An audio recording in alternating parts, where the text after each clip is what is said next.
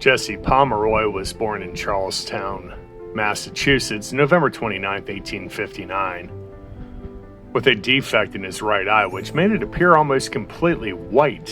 His alcoholic parents were often extremely violent and abusive.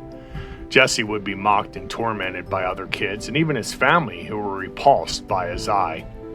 His social awkwardness didn't help him either. Pomeroy was an extremely twisted child from the start.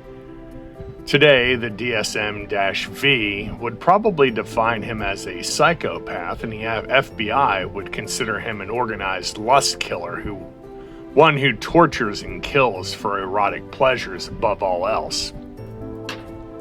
It all began in 1871 when Jesse began luring young boys to an undisclosed location, stripping them nude, tying them up, and beating them ruthlessly with a rope and other objects, as well as often cutting them with a knife.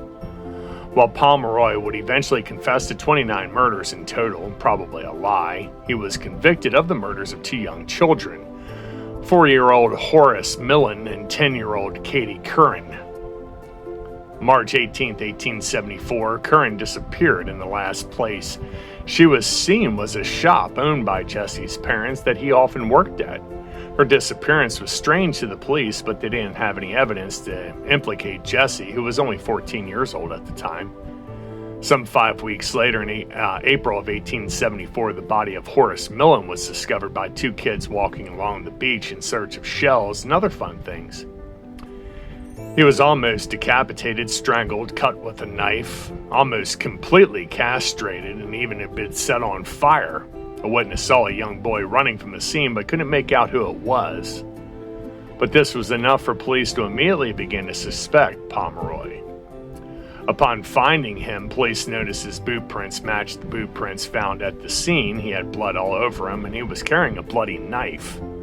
The police were certain that they had their man. They arrested Jesse Pomeroy and pressured him into a confession of murder of young Horace.